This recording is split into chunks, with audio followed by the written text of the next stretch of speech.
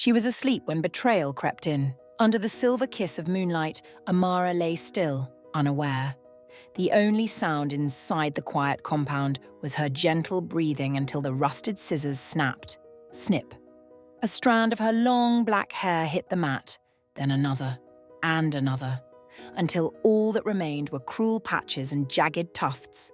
Her stepmother, Madame Obi, stood over her, smiling with venom. "If I can't break her spirit, I'll destroy her beauty." But Amara was more than beautiful. In the village of Humiliated, she was the heart. A quiet girl who helped the blind cross the road, carried palm oil for widows and calmed the cries of quarreling children. Her silence was strength. Her smile, a blessing. Even the elders whispered, "The gods shaped her gently." After her mother died, her father remarried a woman who smiled too quickly. Madame Obi. She brought her daughter Adise, who, though lovely and polite, lived in the shadow Amara cast without even trying. At first, Madame Obi played sweet.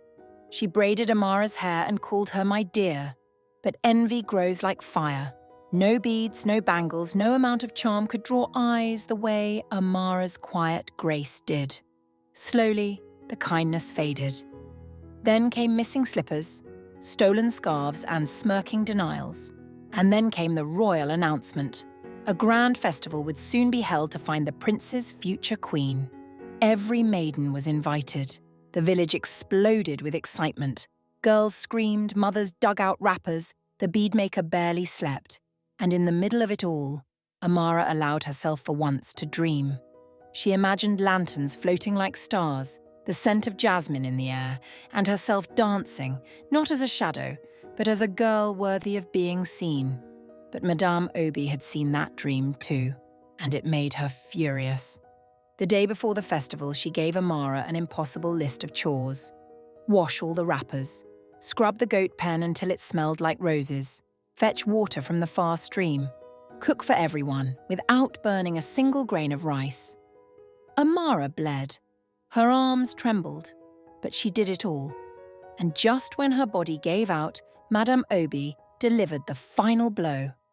That night, with rusted scissors in hand, she crept into Amara's room and butchered her hair.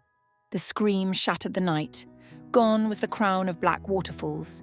In its place, humiliation, cruel patches, pain. But Amara didn't cry again. She didn't scream. She wrapped her mother's scarf around her head, tied it like a prayer, and walked out barefoot toward the edge of the village. There, in a quiet clay hut, surrounded by whispering trees, lived Mama Nkichichi, a woman of ancient wisdom. "They tried to humble you with shame," she said, fingers running over Amara's broken scalp.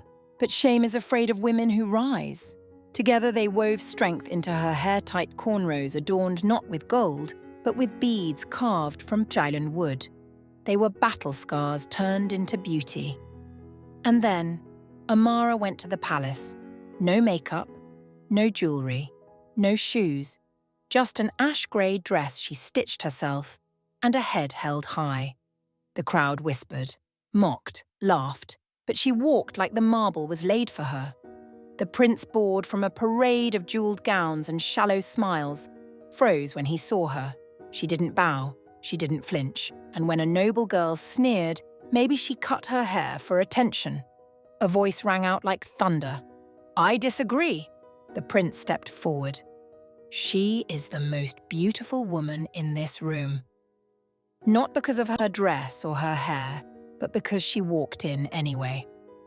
The room went silent. Amara said nothing. She met his gaze, not as a servant, but as an equal. He extended his hand. "May I have this dance?"